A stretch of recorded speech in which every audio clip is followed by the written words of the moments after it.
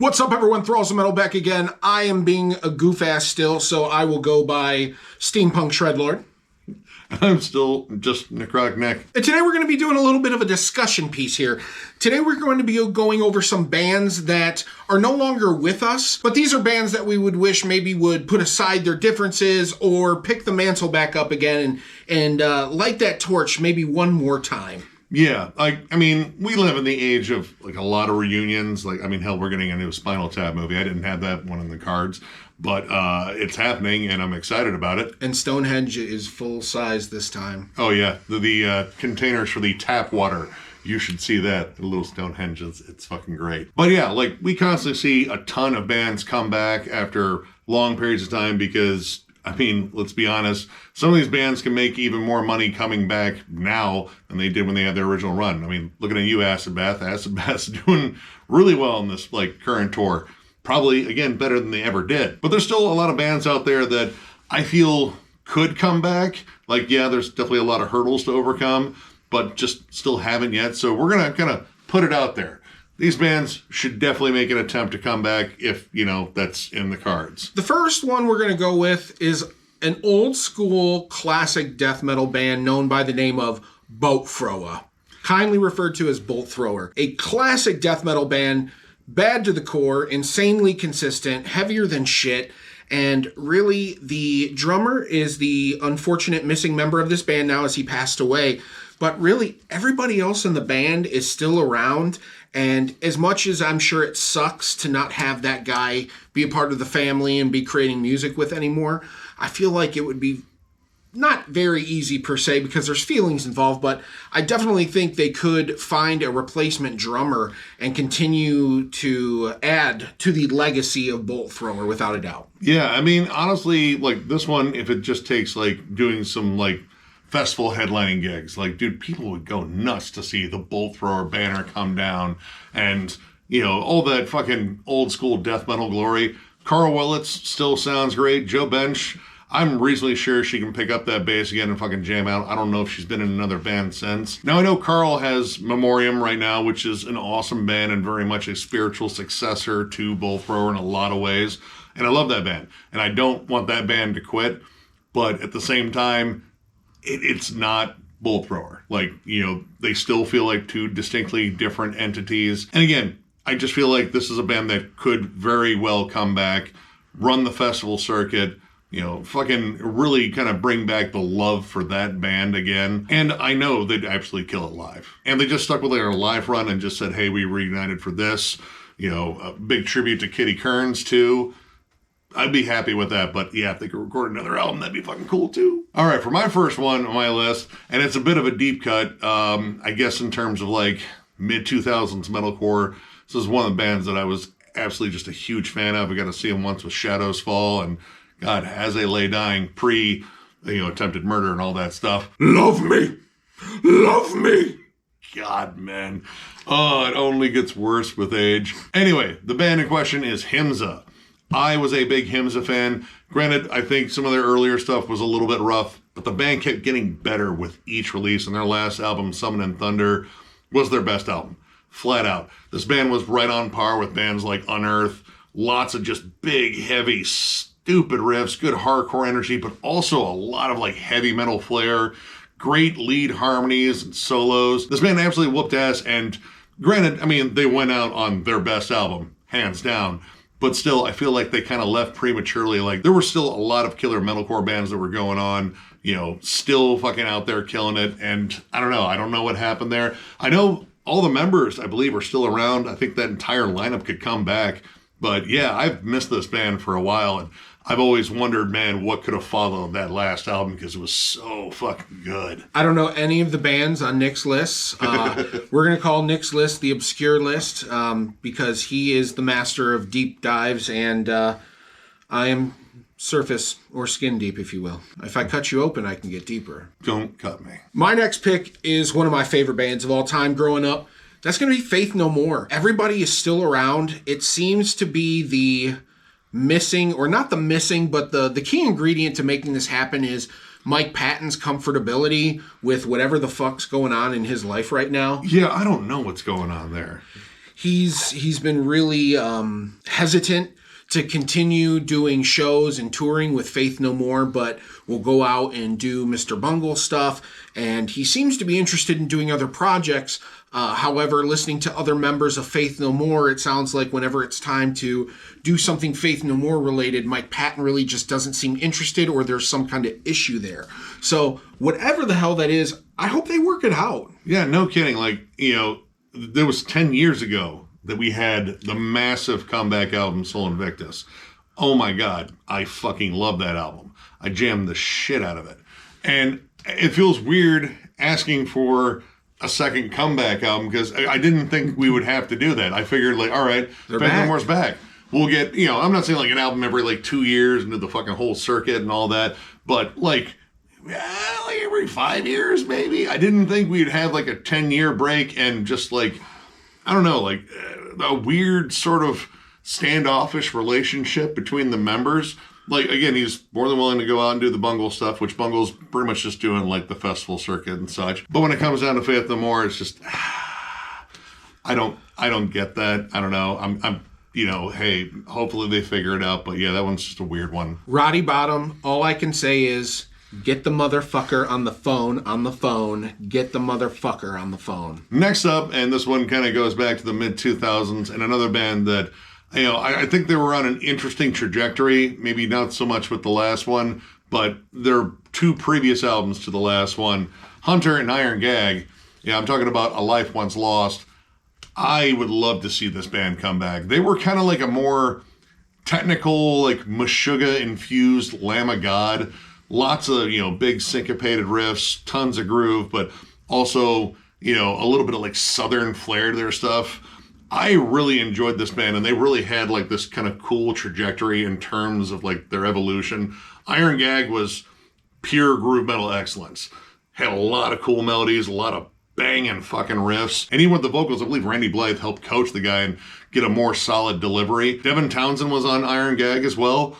Solid album. Then they came out with their last one, which I can't remember, but it was just a weird album where someone in the band discovered a Hammond organ and tried to fuse that in their sound, and it didn't necessarily work very well, and they ended up breaking up.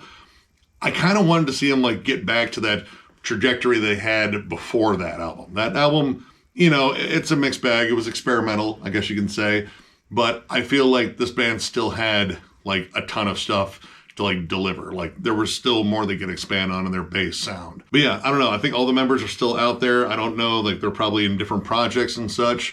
In some cases, some of these bands become very, disenchanted with the whole, music industry, which totally get that too. But yeah, I would love for this band to come back. The next band on my list is going to be Necrophagist. The guitarist and main writer, Muhammad, he is basically a guy who wrote the Tech Death Bible and then faded into obscurity only to come back. What was their second album, 2004? 2004's Epitaph. Fucking god tier album. I mean, the guy created basically the fucking manual for amazing tech death, went on hiatus, came back, did it again, and then went back into hiatus. Like, the guy is so freaking talented. I just don't understand how he does not put more music out. Yeah, he kind of just vanished. Like, I remembered, it was years later. It was in, I think, Revolver magazine where they had a studio update with Necrophagist. That was a fucking lie. But it was one of the last interviews I saw with, Muhammad, and he actually said, yeah, we're going to track all this on 7-string guitars. We're already kind of working on ideas. And then that was kind of it. And I don't know, like, maybe he kind of just wanted to be forgotten and just like, yeah, you know what, we'll just like kind of, we won't tell anyone anything. We just won't tell anyone anything. And maybe people will go, Necrophagist? Who? But don't underestimate metal fans, because if you write a banger album that everyone loves, we're gonna fucking hold on to it. It's like, hey, dude, when are you gonna use? Because this was fucking. Where's the next one? And that's pretty much Necrophagist's fan base still. And from what I gather, Muhammad, he just kind of got like a regular job, makes good money. I guess he still goes to shows in Germany. I've seen pictures where people got to like run into him in shows, and he's like, oh, hey, yeah, I'll get a picture with him. I don't know if they asked him, like, hey, so you still play? Or What are you doing, buddy? What you doing? But, yeah, like, I don't know. Like, this band could come back. It all depends on him. Like, he could get a lineup of probably incredible players because he is who he is. But I think it just has to be the desire to do it. And I don't know if it's there anymore. It's insane to see someone that talented wanting to sit on the sideline. So it just confuses the hell out of me. Same. But to each their own. Next up for me is one that only put out one album, but my God, was a killer. Disincarnate. This was James Murphy's flat-out death metal band, one where he wasn't a hired gun, to come in like he did with Death and Obituary and Cancer. This was his project, and he somehow found the sweet spot between Suffocation's brutality and like later Death's melody. His song construction was beautiful. Like, this was him writing not just leads, but riffs and just brilliant fucking songwriting across the board. Dreams of the Carrying Kind, I think, is like one of the best 90s death metal albums out there. It shouldn't have just been the one, but I believe like after it came out, 93 was kind of one of the last years of like death metal's big reign. And I think Roadrunner was, starting to like kind of yeet a lot of its death metal bands off the label. I don't know if they got just immediately just kicked off there, or James Murphy, I believe, went to Testament like around that time. Actually, yeah, didn't Low come out in 93? I think it did. So yeah, he went off to another project, and then, one of the big things that probably has kept this band from coming back are James's medical issues. He was a cancer survivor. He's been through a lot of shit. But in terms of like most talented 90s death metal guitarist, he's got to be on that Mount Rushmore fucking just lineup right there. I would agree. Now, interestingly enough, that was one of our first retro reviews I did with Jam and John, and there was a comment on there saying that he was interested in doing this project again. A lot of it kind of came down again to his health and how he was feeling. And I'm hoping for James's not just good health, great health, exceptional health, amazing health. And if he chooses to resurrect this project, I would be elated. Now, number 4 on my list, ISIS. No, not that ISIS. The metal band ISIS, easily one of the most recognizable post-core bands of their time. Post-metal. And they just kind of came out with some albums and then all of a sudden just went and called it quits and haven't done shit since. Yeah, Aaron Turner, he was like big in the whole metal scene. Like, he was the guy that ran Hydra Head Records. A lot of fucking killer bands came out of that. He also had a lot of other different projects. Old Man Gloom. He's currently doing Sumac right now. I don't know what the deal with like ISIS in terms of their breakup was. I got to see them in 2006 open up for Tool. They were absolutely amazing. And they kind of fell right in line with like my love of Neurosis. But yeah, after their last album, Wavering Radiant, not too long after that one dropped, they just called it quits, kind of out of nowhere. And it seemed like the band was like kind of building momentum, getting a little bit more popular. And I don't know. I really don't know what happened there, but I have missed them ever since. Next up for me would be Trap Them. I love HM2 death metal. I love metallic hardcore. And this band was both snarling, vicious guitars. It was pretty much like a just nasty combination of like Dismember and Converge, and this band tore it up for fucking years. Pretty much staying, in the underground. I think Darker Handcraft kind of got them out a little bit more. Their last album, Crown Feral, I would argue was one of their best albums. A little bit more melody, big HM2 crunch, feral vocals. Band was just absolutely awesome. And then not too long after that one, they just kind of broke up. And at that point, I don't feel like the HM2 scene was like so overcrowded. Like, there are some bands, they kind of quit the whole HM2 thing where, yeah, all right, you could argue like, yeah, you're competing with a lot of other people that are rocking out that tone pretty damn well. But at this time, when this album came out, which I believe was like 2015, 2016, I don't think it was too saturated. And I think they could have continued to dominate. In fact, the fact they found a little bit more melody on that last one, but still managed to be punishing as fuck. Man, I just feel like there was still more gas in the tank. I never got to see them live too, so that's another big reason too. So Trap Them, come back, even just for like a live run.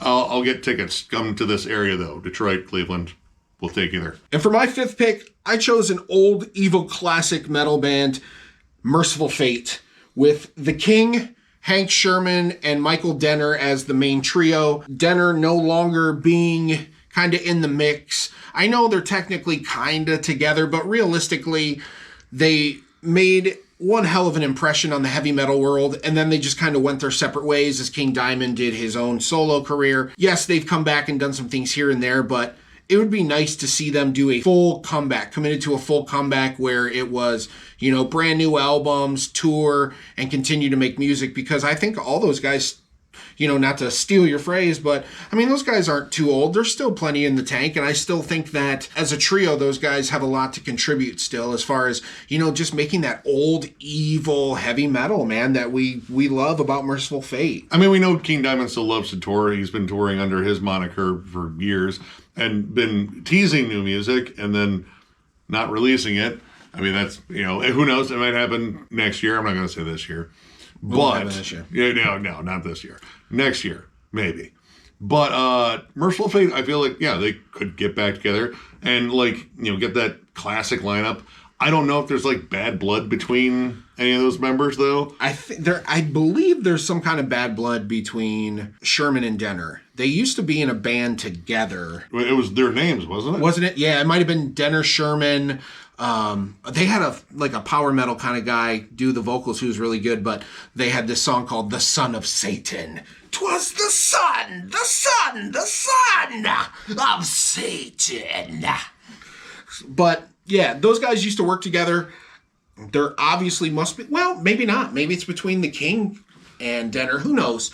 Clearly there's some kind of miscommunication or roadblocks along that route. I don't know. But I mean, that would be one hell of a reunion. I know that. My next one is a fun deep cut. And I mean, if you're a fan of old school death metal with questionable themes, Pungent Stench. Now, technically, this band is kind of around. It's just the whole legal woes thing.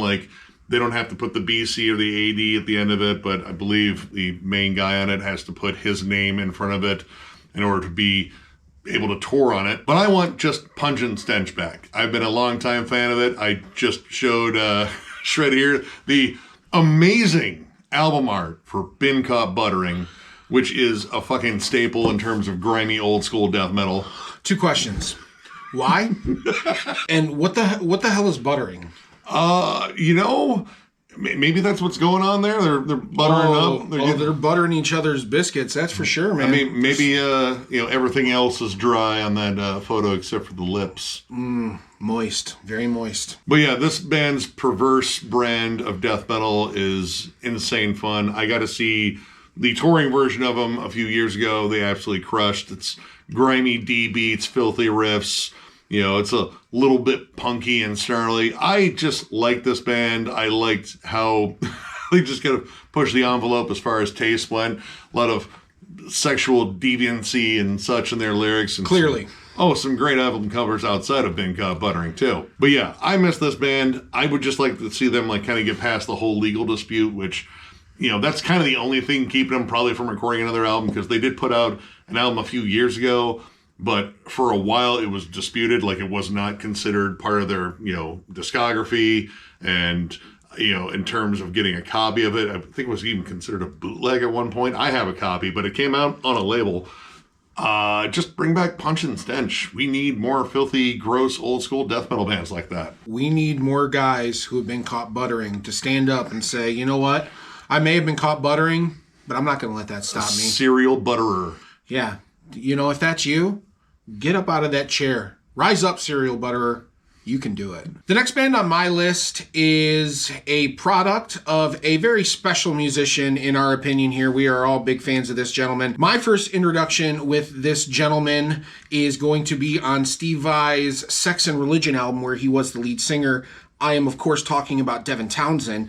When Devin Townsend left Steve Vai and decided that he just wanted to make a name for himself, one of the strongest and best ways that he did that to establish part of his awesome music career, which has gone on for a long time and spanned all kinds of different great music. His heavy metal project is one that lives in infamy for a lot of us, and that's Strapping Young Lad. They were heavier than hell, but they were like the smart boys making metal. It was very well thought out, very well executed, and this was the band that really showed that Devin Townsend was not just a one-trick pony, but he was kind of a musical savant in the sense that there's a lot of things that he was able to bring to the music that made Strapping Young Lad kind of unique. I love Strapping Young Lad. Baseline, dude, Strapping Young Lad City is a desert island album for me. I think it's one of the heaviest, most visceral, caustic fucking albums ever made. His blend of like industrial noise and just bone-crunching riffs. I mean, fuck me, that album is heavy. And everything else is heavier than hell. That's why they called him Heavy Debbie. I'm pretty sure they weren't talking about any other band when they came up with that name. They heard Strapping Young Lad and was like, Jesus Christ, this dude's got fucking problems. But dude's also got riffs. And honestly, like, I feel like, you know, it does come down to him on this one. He's had, again, a prolific career. I've been following him ever since Hearing City. You know, his solo stuff is amazing. His stuff with Devin Townsend Project, Devin Townsend Band. It goes all over the place.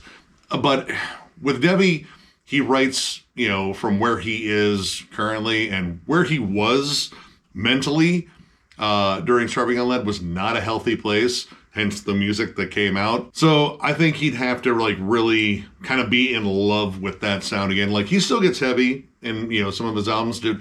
Ziltoid the Omniscient, heavier than hell album, a lot of fucking fun. But in terms of that, like, serious, visceral, ugly side, I don't know if he, like, really wants to go there. But, I mean, all the other guys are still out there. Jed Simon, Byron Stroud. I know he still talks to Gene Hoglan. Gene Hoglan's busy being in, like, every fucking band, though. But I would love for this to come back. But I'm not holding my breath in it. I think it just kind of comes down to whether or not he feels it. Next up for me, going way back to my teen years and, you know, me discovering hardcore alongside metal, Earth Crisis. Now, Earth Crisis broke up after a pretty bad album with Slither and then came back with 3 really solid albums. To the Death, Neutralize the Threat, and Salvation of Innocence.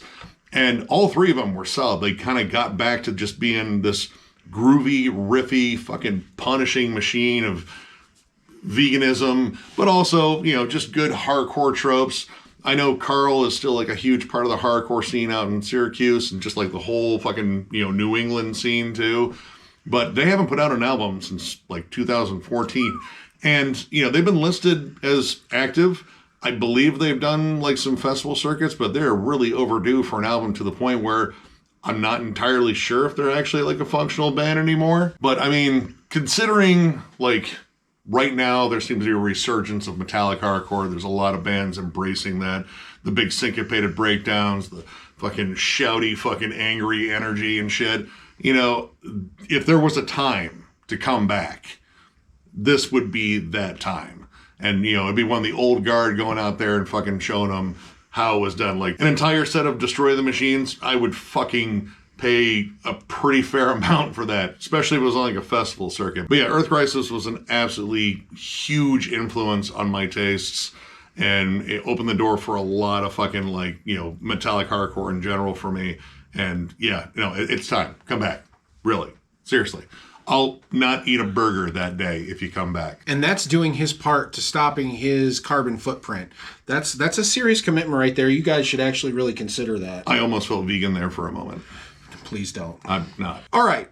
Next on my list is a band that I absolutely love, but trouble with the main songwriter, both personal turmoil and issues with compatibility as far as being able to work with other musicians go. Most people probably already know it already just by that statement. Yes, I am talking about Michael Keane and the Faceless. The first 3 Faceless albums are absolutely phenomenal. Autotheism is one of my favorite metal albums of all time. I can't tell you how many times I've listened to it. I can play it all in my head, note for note. But man, I just feel like after Autotheism, it was very much stuttered and put on various holds for Michael Keane's, you know, had some substance abuse issues, had issues with members of the band not getting along, selling their gear, things like that. So the personal turmoil has really interfered with the genius of Michael Keane, and it seems like these situations just keep arising and can't seem to stop, or at least get to a point where he can have some stability enough to create music. Because when that guy creates music, it's phenomenal. Tech Death aficionado. The last Faceless album was very just kind of there. Yeah, it existed. I mean, the only thing I remember about it is the album cover, which it looked like they buried some dude up to his neck and put a pair of like used underwear on his head. I mean, whatever. But yeah, dude, the key to that band and the detriment to that band is the same person, sadly. I've heard a lot of stories. Some of them have been publicized by, various metal tabloids. Some of them, again, I've just heard from people that have, spent a little bit of time in the Faceless, which if you go to their archives, you'll find a lot of people that have spent a little bit of time in the Faceless. The turnover rate in that band was obscene at a certain point. Yeah, there was a point where a band I was in at the time, we opened up for the Faceless, and I didn't recognize anybody. He was pulling guys from the other bands to fill in the slots. Like the guitar player from Interloper, that was the first time he was doing leads, was right there. Rings of Saturn was playing. I think he borrowed the drummer. I think so. I think the only person he brought with him was the harsh vocalist. Yeah, and everybody else he was basically borrowing from other bands to do that show that night. And I just remember thinking, like, how odd it was. Now, the music was great, and I fucking enjoyed the show. But yeah, I just remember that striking me as odd. Just watching Michael set up and sound check and everything with a band that really was just kind of like a hodgepodge of the other bands that were there playing that night. Yeah. And like the last bit of footage I think I've even seen of Michael Keane, it was, again, another like kind of like reunion show in terms of the Faceless, and he was off. He came on stage and started ranting into the mic to the point where like the band started like playing behind him, and someone started drowning him out. Usher him out, like, no, whatever you're doing right now, please don't. So I don't know. Like, I would love for him to get like all his shit straightened out, get a solid lineup again. Come out with something like absolutely killer, but it's kind of like the necrophagist thing. I'm not holding my breath because I don't know. Like, I feel like a lot of, past members have gone on to better things. Like, the Zenith Passage dudes have some ex-Faceless dudes in it. Ken Sorceron from Abigail Williams was in there for a bit. And, I mean, he's back to doing awesome shit in that band. Honestly, it kind of comes down to, like, who wants to work with them anymore, sadly.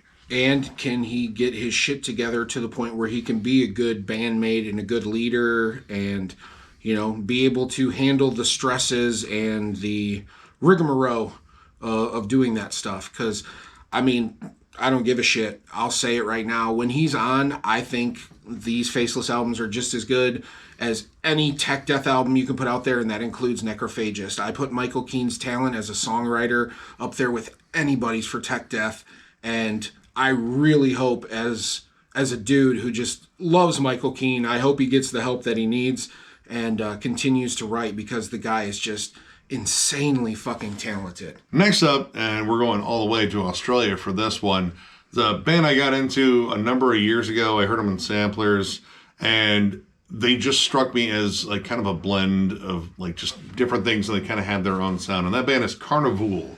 They were a, like, I guess you could call them alt metal, but also progressive metal, progressive rock. Like, they had a lot of stuff that would overlap into like Tool and Catatonia. Fiercely atmospheric, lots of really good, clean vocal harmonies. And their album, Sound Awake, I love that album front to back. And, it was followed by a pretty solid album, Asymmetry, in 2013, but they have been really, really quiet since.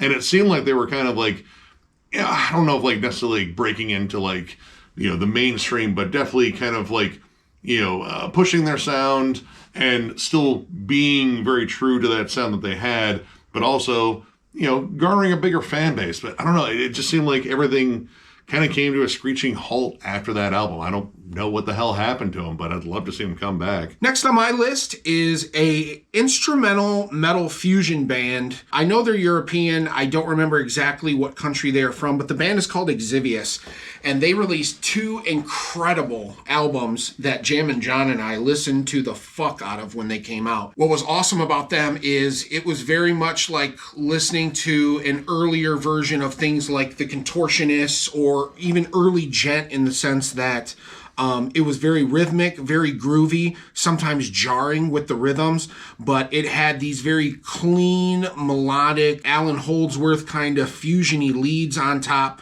with these really excellent twisting and turning melodies and crazy cool deep heavy jazz chords. The band broke up because they really couldn't afford to like travel and come to the United States and everything, which is a real big bummer because their first 2 albums were incredibly awesome. The great thing about them as a band was, even though it was instrumental, the music was always interesting to the point where it wasn't boring. There's definitely instrumental music out there that can be a little bit dull or a little bit just kind of uninteresting at points. Sometimes without a vocal, it's hard to stay engaged for the entire song. But one thing I can promise you is this band always had something going on to keep your ear caught in listening to him. I still have yet to actually listen to that band. I know they shared some members with Dodecahedron, which I do really like that band. It's like some avant-garde, progressive black metal. Judging by that, very talented musician. So eventually I'm going to have to check out Exhibious. You guys did a full-on retro review for that one fucking years ago, too. Yes, we did. Next up for me is a band that is adjacent to a band I thought about bringing up, which is Nawsome, which, that one's not coming back. That one is closed its chapter. That's why I didn't bother bringing them up. All the love in the world to Nawsome. Their 4 albums are brilliant. But there was a side project band, I believe it featured the drummer of Nawsome, called Cold Worker. And they put out 3 fucking gnarly albums and then called it quits. Their last 2 albums in particular, Rotting Paradise and The Doomsayer's Call, I absolutely loved them. They went with a more death grind sound, so, it wasn't just a carbon copy of Nawsome's just ferocious, just grindcore sound. And these guys found like a good balance between like just bludgeoning death metal, occasionally some more melodic death metal, like you get a little At the Gatesy vibes occasionally from them, and then just this blasty, ferocious fucking death grind. And all 3 of their albums were really awesome. Their first one, they definitely were still very much in that Nawsome vein, but this band seemed like they were kind of moving in a forward direction and leaving off on a really cool fucking album. It's like, man, why'd you quit? You shouldn't have quit. You should be back. And I'll just say it here. The world needs more awesome death grind bands. We need a ton of them. Death grind is fucking fun as hell. And don't be surprised if, I'm pretty sure Jam and John and I want to do a retro review of this band at some point. But we also want to cover Nawsome too.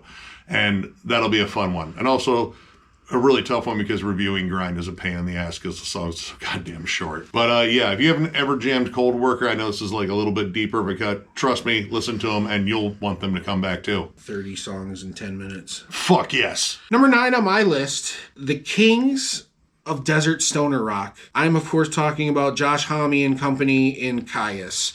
They have 2 albums that are basically the blueprints of fucking desert stoner rock that, if you've ever taken a long trip in the summer with the windows down, it is legit the perfect soundtrack to your drive, especially if you have indulged in a little bit of the jazz cabbage.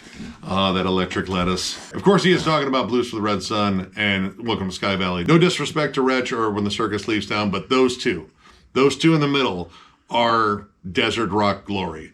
So much so that there was even a record label that based all of their signings off of bands that sounded just like Kyuss. And the big deal with them coming back is, it's obviously Josh Homme. John Garcia has fronted so many fucking bands. Dude, Hermano, Slow Burn, Vistacino, which that album was supposed to be Kyuss Lives. That was supposed to be a Kyuss reunion one, but Josh Homme was like, I kind of got this thing, Queens of the Stone Age. It makes more money than Kyuss ever did.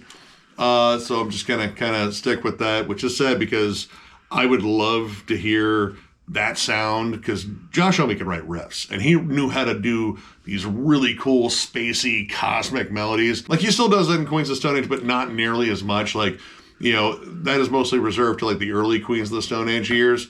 I want the kyuss thing. The kyuss thing had a vibe, like those fuzzy guitars.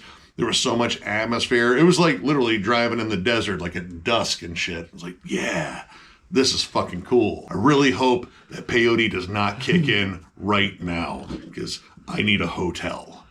It was just past 3 o'clock when the acid hit. Next up for me, a band that is technically still around. I mean, they're still touring, they still do shows, but they have not recorded an album since the 90s. And I feel as though with the quality of that last album, they should just do one more comeback album to make us forget about that last album. And I'm talking about Demolition Hammer. Their first 2 albums, Tortured Existence and Epidemic of Violence, are death thrash classics.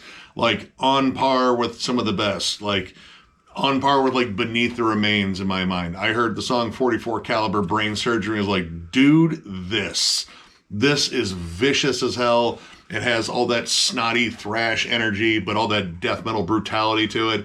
Awesome breakdowns. Those 2 albums are amazing. And then they put out an album called Time Bomb, and it bombed with fans because it really wasn't good. Like, they got bit by the groove metal bug, and that was it as far as albums. They've reunited. They've played shows. They were at MDF in 2022. They put on a solid show. They played nothing off of Time Bomb, which was probably a good idea. Very calculated move, I'm sure. Yes, very calculated. And you know what? Like, again, with the nature of reunions and such, like, they're already reunited. The only thing they need to do is just kind of mosey on in the studio and, come up with something that is on par with those first 2 albums, even close. Like, honestly, I would just take something better than Time Bomb, because I feel that is a terrible way to, like, end your studio career. And, there's been a lot of killer old school thrash bands that have come back here recently. Dude, Morbid Saint came back and put out what I think is one of the best comeback thrash albums in the last couple of years. So that one, I honestly, like, keep touring, obviously, because they still crush live. But yeah, I think they could do another album. I really do. So the last band for me is going to be a very short-lived supergroup that only put out 2 albums. This band consisted of Van Williams, drummer for Nevermore, Sarah Claudius, the bass player for the band Obsessed, Christopher Ammett from Arch Enemy, and Matt Wicklund from Himsa and God Forbid. And they were the band Ship Octavius. And like I said, they were kind of from all over the metal world and decided to come together and put out 2 albums. And the albums they put out were pretty decent. Maybe part of the trick in a band like that is learning how to work with each other, because you have all these different personalities of people who already have their own style and established bands and everything. So perhaps it was just working together became a little cumbersome. However, they were kind of a band that I thought had a lot of superstar potential, especially with Christopher Ammett and Van Williams. And they didn't really do much after their 2015 release and their 2018 follow-up. Ever since that, it's been pretty much dead. Yeah, I mean, that's a serious lineup. Like, I know Van definitely has something to do now, and super excited for that.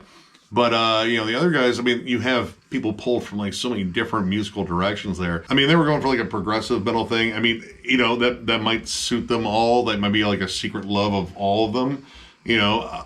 I don't know. I've never actually listened to this band, which, it's kind of cool. There was a member of Himsa in there. That's awesome that, they were doing other stuff. Again, they need to be doing Himsa, but whatever. And my last one here, going back to the grind well, because grind is fun, and this band put out one absolutely savage grindcore album. Honestly, I would even say it's one of the heaviest grindcore albums ever.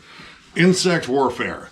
They put out one banger of an album, World Extermination, in 2007, and they pretty much called it quits not long after that. They released, like, splits and, like, some demos, and I think maybe an EP. I have a compilation of a whole bunch of their extra stuff, which, it's grindcore. That means 50 tracks on, like, 2 discs. Actually, it might be just 1 disc. And none are longer than 2 minutes. No. And in fact, that whole album, World Extermination, I want to say is just a scratch over 20 minutes, but it is blistering. It is so fucking vicious. John and I actually did a retro review of it. It is still, like, hands down, like, one of the most vicious grindcore albums to ever come out. But I don't know. I think, like, one of the main issues was their drummer, Dobber Beverly, who's in a lot of different bands. In fact, another band I was thinking about bringing up here, Malignant Altar, which was short-lived and put out an absolutely amazing Morbid Angel worshiping death metal album and then just quit. Fucked off. Yeah, but he's also in Necrofire. He's also in Oceans of Slumber with his wife. You know, maybe there were just too many projects and they all kind of had to go their separate ways, but I would love a follow-up to that album if they got it into them, because that album is exhaustingly brutal. Like, I could see how just that 20 minutes of music is so extreme they might have just explode after fucking playing it live. But yeah, we had a couple of additional honorable mentions that Shred here felt needed, you know, a little bit of time here. Yeah, first and foremost, let's not forget maybe the greatest one-hit wonder rock band of all time, the Lone Rangers. You know, I think Steve Buscemi's still around, Adam Sandler's still around, Brendan Fraser's still around. You know, everyone's healthy. Let's get this reunion done while all the members are able to, because Degenerated is a song that we could use now in this world more than ever, because Johnny can't read, Johnny can't write. Kids just don't understand. Anyway, also, let's not forget the timeless band Steel Dragon, ladies and gentlemen. The classic British Judas Priest ripoff band Steel Dragon. Perhaps when Father Wild is done touring with the Pantera Celebration, he will, you know, call Jason Bonham and the rest of the boys and see if, you know, Steel Dragon can make one more loop around this crazy concert circuit here. And last but not least, let's not forget maybe the greatest metal band that aren't real, and that is Death Clock. Easily the greatest metal band that does not exist. And Brendan Smalls, if you were bored and wanted to bring back Metalocalypse, I would be so fucking elated, and I know there would be thousands of people feeling just like me, ready to spend money on whatever streaming service you put it on, or however straight to DVD you do it. I bought the last movie and the album to go with it. I don't want it to be the last one, though, because no, we need more Metalocalypse. You know, come on. Don't be dildos. Don't be dildos. Bare minimum, we should get at least Planet Piss. That one's been kind of teased forever. Promised for a long time. Yeah, come on. Anyway, that is at least a roundabout list that we came up with. We'd like to hear bands that you think should be back around. Like, you know, the potential's still there. Like, I know we would love to be, you know, in a world where Death is still around, and Typo Negative, and, you know, a lot of killer bands that, well, they're done for a reason. But, you know, there's some bands out there I'm sure you guys could think of that, you know, potentially could come back, because again, this is the age of reformations and tours again. Who knows? The possibilities are out there, so let us know. And let's not forget the timeless band, the punk one and done, God Save the Queen style, Fred Rogers and the Queef Biscuits. Ladies and gentlemen, thank you. You know, I think I have a shirt for them. Oh, they're dry. Drier than the Queen's muff. Anyway, if you enjoyed this video, give it a thumbs up, and if you're new to the channel, subscribe, because we do stuff like this all the time. We also have memberships. They were only 99 cents, and our lone perk is doing a members-only live stream, which we will eventually get to, because John is going to eventually get off of overtime. It's going to happen. They can't keep him there forever. Otherwise, I think it's a hostage situation. And at that point, I'm going to go in, and they're not going to like it, because I'm going to extract John, and I'm going to cause mass chaos after I extract John. Once Jam John is safely in the car, then I will probably shit on the walls and piss all over the cash register. I'm ready to do that. We just got to get that unmarked Econoline van, and we're all set. All kidding aside, because we're totally kidding there. I'm not kidding. He's maybe not kidding. Membership is the main way to support the channel, and if you'd like to help us out, there is a join button down below for you to smash and like and punch, tickle its nipple. Yeah. Okay, yeah, no, it's got a nipple. Go Caress. for it. You can caress that button as well. And most importantly, thank you guys, the fans and the members of this community. It has been growing for a long time now, and we are so happy and thrilled to have each and every one of you guys take the time out of your day to leave comments, to watch our videos, to spend any time that involves us being involved in your daily life. We are so appreciative that you let us in and allow you into your homes, even with some of the legal problems that may or may not still be pending. That's an episode, or a story for another episode, I should say, but... Should lock the doors. Or the windows. Yeah, it's your fault. Exactly. You shouldn't have been so silly. Anyway, on a serious note, thank you guys so much for watching us and supporting us. Without you, it's not possible, and I can't dig my brain hard enough to find creative ways to say thank you. So, thank you. Yeah, you guys absolutely rule. One more big thank you for me because you guys deserve it, and we will catch you later.